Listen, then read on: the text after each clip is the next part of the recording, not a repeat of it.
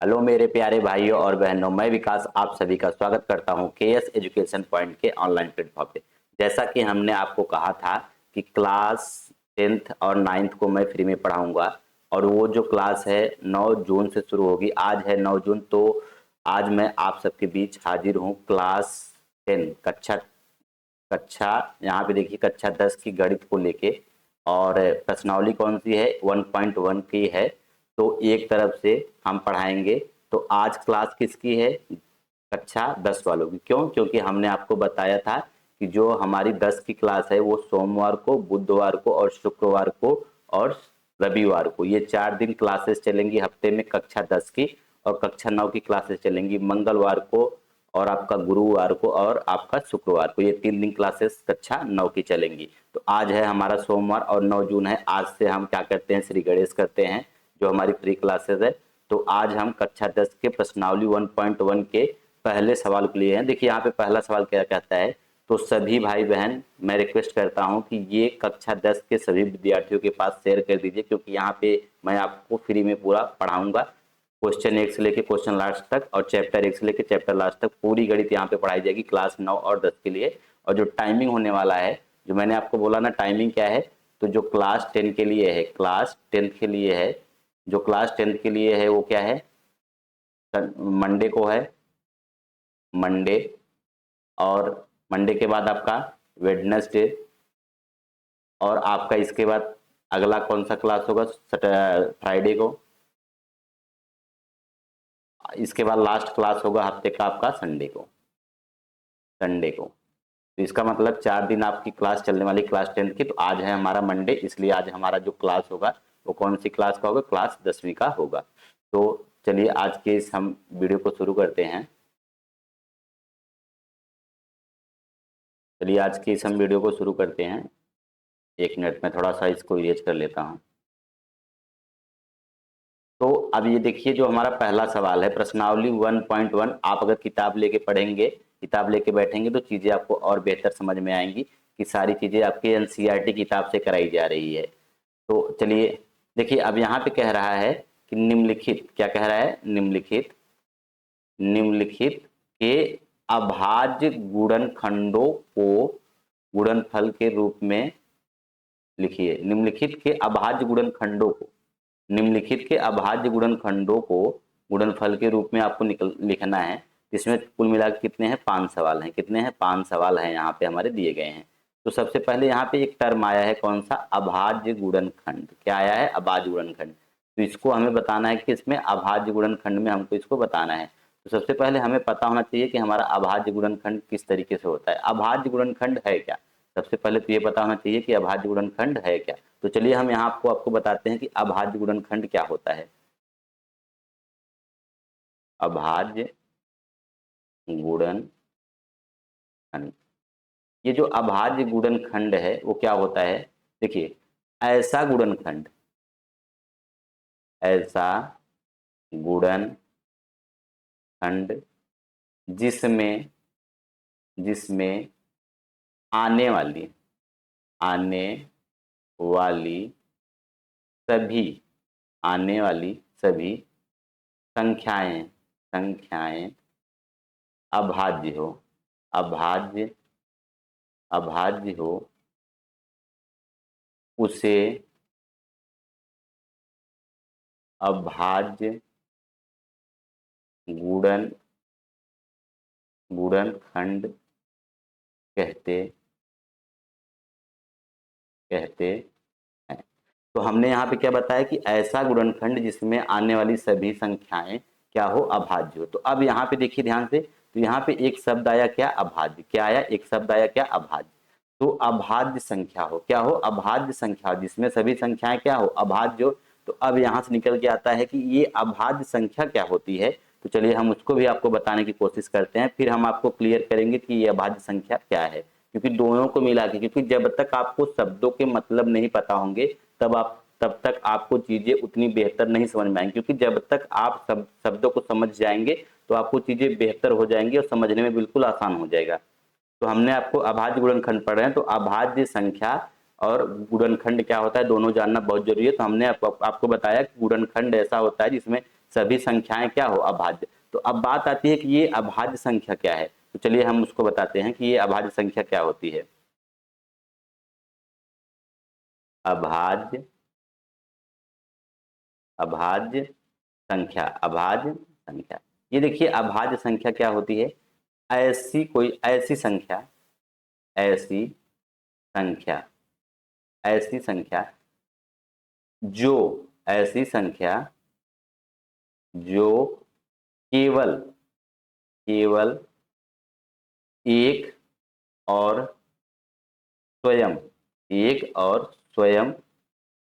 से विभाजित हो, एक और स्वयं से क्या हो, विभाजित हो, वही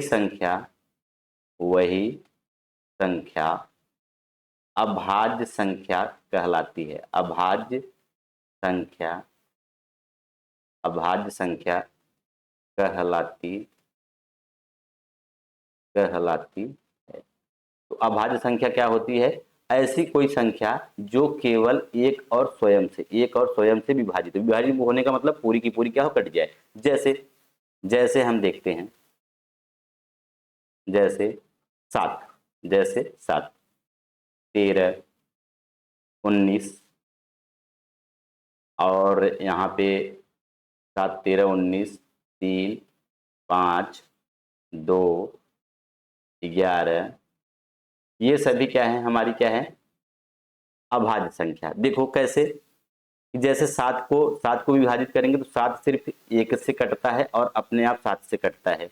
13 को विभाजित करेंगे तो 13 1 से कटता है, 7 से कटता है। लेकिन अगर हम यही कह ले 9, इसकी बात कर ले, अगर 9 को देखेंगे तो 9 किससे कटता है, 9 1 से भी कटता है और 9 3 से भी कटता है और 9 आपका 9 से भी कटता है। तो यहाँ देख रहे हैं ना, ये 1 से विभाजित हो रही है और स्वयं से विभाजित हो रही है। इसके अलावा ये 3 से विभाजित हो रही है, इसलिए 9 हमारी क्या होगी, अभाज्य संख्या नहीं होगी, अभाज्य नहीं होगी। समझ में आया आपको। तो अभाज्य संख्या क्या होता है, जो केवल एक और किससे विभाजित हो, आपका एक और स्वयं से विभाजित हो। चलिए एक संख्या और हम लेते हैं, जैसे हमने कहा 15, क्या है 15। तो ये अब हम चेक करेंगे क्या ये 15 अभाज्य संख्या है या अभाज्य नहीं है। तो 15 1 से विभाजित होगा, बिल्कुल। 15 हमारा 5 से विभाजित होगा, बिल्कुल। और 15 हमारा 15 से विभाजित होगा। ये एक और स्वयं से तो विभाजित हो रहा है, पर इसके अलावा ये 5 से भी विभाजित हो रहा है, इसलिए क्या होगा, अभाज्य नहीं होगा। इसलिए क्या होगा, अभाज्य नहीं होगा। चीजें आपको क्लियर हुई कि अभाज्य संख्या किसको कहते हैं और अभाज्य संख्या क्या होती है।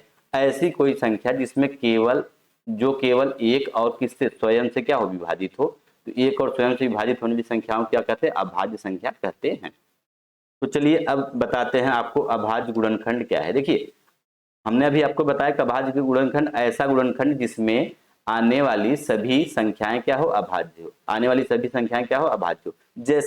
जैसे हमने क्या लिया, जैसे हमने लिया 12, क्या लिया 12। तो 12 का अगर हम गुणनखंड करेंगे तो क्या लिखेंगे, 2 गुणे 3। देखिए 2 दूनी क्या होता है 4, 4 तीन क्या होगा 12। इसका मतलब ये गुणनखंड क्या है, सही है। लेकिन क्या ये अभाज्य गुणनखंड है, तो हमने कहा ऐसा गुणनखंड जिसमें आने वाली सभी संख्या क्या हो, अभाज्य। ये 2 क्या है, अभाज्य। ये 2 क्या है, ये भी अभाज्य है। ये 3 क्या है, अभाज्य। इसका मतलब यहाँ जो संख्याएं आ रही हैं, यहाँ जो आपकी संख्याएं आ रही हैं, सब की सब क्या है, अभाज्य संख्याएं हैं। क्या है, अभाज्य संख्याएं हैं।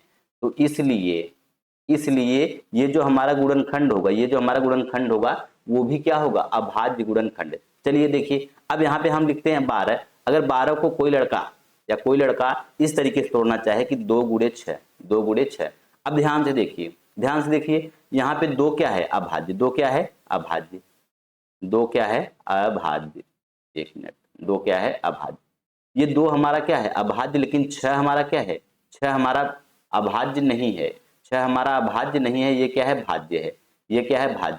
क्यों भाज्य है, देखिए 6 को कौन कौन काटने को तैयार होता है, 1 भी काट देता है, 2 भी काट देता है, 2 भी काट देता है, 3 भी काट देता है और 6 खुद काट देता है। इसका मतलब 1 और 6 तो काटते ही काटते हैं, लेकिन 2 और 3 भी काटते हैं, इसलिए 6 क्या होगा हमारा, 6 क्या होगा, भाज्य हो जाएगा, अभाज्य नहीं होगा। समझ में आया आपको? तो ऐसा गुणनखंड जिसमें सारी संख्याएं क्या हो, अभाज्य। तो ये जो हमारा 12 का गुणनखंड है ये क्या कहलाएगा, अभाज्य गुणनखंड। लेकिन ये जो हमारा 12 का गुणनखंड है ये अभाज्य गुणनखंड नहीं है, ये अभाज्य गुणनखंड, अभाज्य गुणनखंड नहीं है, अभाज्य गुणनखंड नहीं है।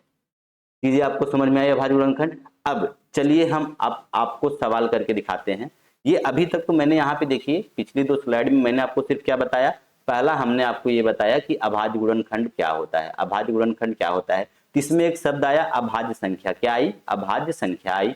तो इस अभाज्य संख्या को भी जानना बहुत जरूरी है कि अभाज्य संख्या क्या होती है। जब तक आपको शब्द नहीं पता होंगे तब तक आपको चीजें क्लियर नहीं होंगी। तो चलिए अब देखिए इसके फिर हमने आपको क्या बताया, फिर हमने आपको ये बताया कि यहाँ पे अभाज्य संख्या क्या होती है। तो हमने यहाँ पे अभाज्य संख्या भी आपको बता दिया कि जो केवल एक और स्वयं से विभाजित हो, जो केवल एक और स्वयं से विभाजित हो वह क्या कहलाती है, अभाज्य संख्या कहलाती है। और इसके अलावा और किसी से विभाजित हो जाती है तो वो संख्या अभाज्य न कहला के क्या कहलाती है, भाज्य कहलाती है। तो चलिए हम अपने सवालों को करते हैं। अब देखिए अब यहाँ पे हमारा पहला सवाल है। अब देखिए यहाँ पे हमारा पहला सवाल है, ये जो हमारा पहला सवाल है कुछ इस तरीके का है। यहाँ पे देखिए ये हमारा जो पहला सवाल है क्या है, 140, क्या है 140। अब इसको करने के लिए 140 को करने के लिए सबसे पहले हम क्या करेंगे, ये हमारा पहला सवाल है। 140 करने के लिए सबसे पहले हम क्या करेंगे, 140 का हम क्या लेंगे, गुणनखंड करेंगे। 140 का क्या करेंगे, गुणनखंड। 140 का क्या करेंगे, गुणनखंड। ये 2 से कटेगा, बिल्कुल कटेगा, 2 सत्ते 14 और 0 उतर जाएगा। फिर ये 2 से कटेगा तो 2 तिहाई 6, एक बचा, बगल में 0 है तो क्या हो जाएगा 10 और 2 पंजे 10। अब ये 2 से नहीं कटेगा, अब ये किससे कटेगा, 3 से कटेगा, बिल्कुल नहीं कटेगा, 3 एक का 3, फिर 5 बच जाएगा तो नहीं कटेगा। फिर 3 के बाद कौन सी अभाज्य संख्या होगी, 5, तो 5 से काटिए, 5 सत्ते 35, बिल्कुल कटेगा। फिर ये क्या है, 7 है, 7 एक अभाज्य संख्या है तो ये खुद से ही कटेगी, 7 एक का 7। तो हमने देखा ये जो 140 है इसको हमने तोड़ा है तो क्या आया है, 2 गुणे 2 गुणे 5 गुणे 7। तो 140 का क्या लिखेंगे, 2 गुणे 2 गुणे 5 गुणे 7। तो क्या ये 140 का, क्या ये 140 का अभाज्य गुणनखंड है? तो यहाँ पे 7 भी अभाज्य है, 5 भी अभाज्य है। यहाँ पे देखिए 7 भी अभाज्य है, 5 भी अभाज्य है, आपका 2 भी अभाज्य है, 2 भी अभाज्य। इसका मतलब यहाँ पे जो सारी संख्याएं आई हैं सब क्या है, अभाज्य। इसलिए ये जो हमारा गुणनखंड है, ये जो हमारा गुणनखंड है वो 140 का क्या है, अभाज्य गुणनखंड। क्या है, अभाज्य गुणनखंड, गुणनखंड। और आपको क्या बोला है, अभाज्य गुणनफल के रूप में लिखिए। तो इन सब का गुणा करेंगे तो क्या आएगा, 140। तो यही हमारा क्या होने वाला है, आंसर। यही हमारा क्या होने वाला है, आंसर। यही हमारा क्या होने वाला है, आंसर। चलिए एक सवाल हम और करके आपको दिखाते हैं, हम एक सवाल और करते हैं आपको, एक सवाल और करते हैं। दूसरा सवाल इसमें से मैं ये वाला लेता हूं, ये चौथा सवाल लेता हूं, चौथा सवाल लेता हूं।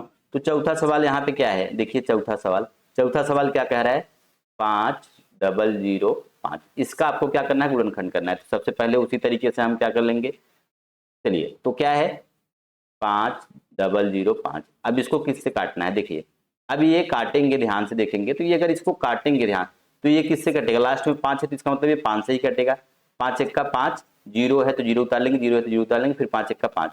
अब ये 1001 है तो अब ध्यान से देखेंगे ये 2 से नहीं कटेगा, ना तो 3 से कटेगा, ना 4 से, ना 5 से, 7 से। अब ये किससे कटेगा, 7 से। किससे कटेगा, 7 से। 7 से काटेंगे, 7 एक का 7। अब यहाँ कितना बचा, 3 बचा है और बगल में 0 है तो क्या हो जाएगा 30 और 7 चौके 28, 7 चौके क्या होगा 28। फिर से क्या बच गया, 2 बच गया, फिर से क्या बच गया 2 और बगल में 1 है तो 2 और 1 बगल में हो जाएगा तो क्या होगा 21 हो जाएगा। तो 7 तिरिक 21, 7 तिरिक 21। अब किसका नंबर आता है, देखिए अब ये 7 से कट चुका है, ये 7 से नहीं कटेगा, 7 दूनी 14, 3 बच जाएगा। तो 7 से नहीं कटेगा तो फिर डायरेक्टली किससे कटने वाला है, 11 से। 11 से चेक करते हैं, कटता ही नहीं, 11 का 11, 11 का 33, सही है, 11 से कट जाएगा। 11 से कटेगा तो 11 का 11, बचा कितना 3, बचा कितना 3 और बगल में 3 है तो 33 हो जाएगा। तो 11 त्याई 33। अब ये 13 है तो 13 एक अभाज्य संख्या है तो ये खुद से ही कटेगा। तो यहाँ पे 13 का 13। तो हमने देखा कि ये जो 5005 है किसका किसका गुणनखंड है, 5, 7, 11 और 13 का। तो ये क्या हो जाएगा 5 गुणे 7 गुणे 11 गुणे 13। अब यहाँ पे देखेंगे तो ये जो गुणनखंड है ये किसका है, ये जो आपका गुणनखंड है वो किसका गुणनखंड है, 5005 का। और इसमें आने वाली सभी संख्याएं ये भी क्या है अभाज्य, ये भी क्या है अभाज्य, ये भी क्या है अभाज्य, ये भी क्या है अभाज्य। तो इसलिए ये जो हमारा गुणनखंड है वो क्या है अभाज्य गुणनखंड, और यही हमारा क्या होने वाला है आंसर, यही हमारा क्या होने वाला है आंसर। तो चलिए एक सवाल को मैं और करता हूं। यहाँ पे मैंने कितने सवालों को किया, पहले सवाल को किया और पांचवें सवाल को किया। अब मैं एक सवाल और करता हूं, तीसरा सवाल। कौन सा सवाल करूंगा मैं, तीसरा सवाल करूंगा। तीसरा सवाल को करने के बाद ये सवाल आपका क्या है होमवर्क है, ये सवाल क्या है आपका होमवर्क है, और ये भी सवाल क्या है होमवर्क है, ये भी सवाल क्या है होमवर्क। तो अब तीसरे सवाल को हम करते हैं। तीसरा सवाल क्या है 3825, क्या है 3825। तो चलिए हम इसको अगले पेज पे कर लेते हैं।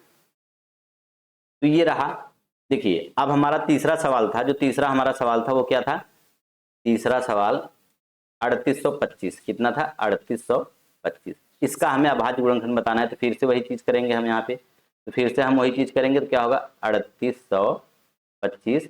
अब देखिए लास्ट में 5 है तो किससे कटेगा, 5 से ही कटेगा। तो 5 सत्ते 35, बचा कितना 3, 3 और बगल में 2 है तो 32 हो जाएगा। तो 5 छक्के 30, फिर कितना बचा 2, फिर बगल में 5 है तो 25, पचहम 25, पचहम 25। फिर से लास्ट में 5 आ गया तो फिर से 5 से कट जाएगा। 5 से काटेंगे तो 5 एक्का 5, 5 एक्का 5, बचा कितना 2, तो क्या हो जाएगा 26, क्या होगा 26। तो पचहम 25, बचा कितना 1, बचा कितना 1 और बगल में 5 है तो 15, 5 त्याई 15, 5 त्याई 15। अब ये देखिए, अब यहां से काटेंगे तो ये देखिए 3 से कटेगा, अभी ये देखो 3 से कट जाएगा आराम से। तो ये देखो 3 से कटेगा, 3 पचे 15, 3 पचे 15, 3 पचे 15 और 3 एक्का 3। अब यहां से फिर से ये काटेंगे तो 3 से फिर कट जाएगा, तो 3 एक्का 3, बचा कितना 2, 3 सत्ते 21। अब यहाँ पे 17 आया, 17 क्या है खुद एक अभाज्य संख्या, तो ये खुद से ही कटेगा। क्यों, अभाज्य संख्याएं क्या होती है खुद अपने आप से ही कटती हैं। तो ये 17 क्या है अभाज्य संख्या है, तो ये अपने आप से कटेगा, 17 एक्का 17। तो अब कई सारे बच्चे कहेंगे सर पहले 3 से काटे होते फिर बाद में 5 से काटे, उससे आपको कोई दिक्कत नहीं। बस याद रखना कि जो यहाँ पे संख्याएं आएंगी सभी संख्याएं क्या होनी चाहिए अभाज्य संख्याएं। तो यहाँ पे देख रहे हैं 5 भी अभाज्य है, 5 ये दूसरा 5 भी अभाज्य है, 3 अभाज्य है, 17 अभाज्य है। तो इसका मतलब जो संख्याएं आई वो क्या है अभाज्य। तो ये क्या हो जाएगा, तो हम लिखते टाइम ये भी कर सकते हैं कि पहले लिख सकते हैं छोटी संख्याओं को 3 गुणे 3 गुणे 5 गुणे 5 गुणे 17। तो यहाँ पे देख रहे हैं, तो यहाँ पे देखेंगे तो ये जो हमारा ये जो अब गुणनफल है, ये जो गुणनफल है किसका है 3825 का, किसका है 3825 का। और यहाँ आने वाले 3 3 5 5 17, यानी कि यहाँ आने वाली जो सारी संख्याएं हैं, यहाँ आने वाली जो सारी संख्याएं हैं सब की सब क्या है, सब की सब क्या है अभाज्य संख्या, सब की सब क्या है अभाज्य संख्या है। तो इसलिए ये जो हमारा पूरा ये जो हमारा गुणनफल है, ये जो हमारा गुणनफल है वो क्या होगा अभाज्य गुणनफल, क्या होगा अभाज्य गुणनफल। यही हमारा क्या होने वाला है आंसर। आंसर क्या होगा यही इसका आंसर, यही हमारा क्या है आंसर। तो देखिए हमने आपको इस वीडियो में प्रश्नावली 1.1 का, प्रश्नावली क्या है 1.1 का, 1.1 में प्रश्न संख्या 1 वाले, प्रश्न संख्या 1 में कुल मिला के 5 सवाल दिए थे, जिसको कि मैंने पहला सवाल कराया आपको, इसके बाद तीसरा सवाल कराया, इसके बाद चौथा सवाल कराया, और ये जो दूसरा सवाल है 156 ये आपके लिए होमवर्क है। होमवर्क करके आप इसका आंसर कमेंट में जरूर करेंगे। ये 5वां सवाल है जो 7429 है, ये भी आपके लिए होमवर्क है। तो आपको वीडियो कैसी लगी, आपको यहाँ जरा सा भी कुछ सीखने को मिला तो प्लीज वीडियो को लाइक करिए और अपने दोस्तों के साथ शेयर करिए, क्योंकि मैं आपको ऐसे ही डेली पढ़ाऊंगा यहाँ पे, और पूरा फ्री में आपको मैथ एनसीईआरटी के जरिए आपको पढ़ाऊंगा। तो आपको यहाँ भी अगर जरा सा वीडियो अच्छा लगा तो प्लीज लाइक करिए, और अभी तक हमारे यूट्यूब चैनल को सब्सक्राइब नहीं किए तो सब्सक्राइब कर लीजिए और बेल नोटिफिकेशन ऑन कर लीजिए। और यहाँ पे डेली आपको शाम को 6 बजे वीडियो मिलती है, तो प्लीज बने रहिए और ज्यादा से ज्यादा वीडियो को शेयर करिए। तो मिलते हैं अगले वीडियो में, तब तक के लिए बाय बाय, टेक केयर।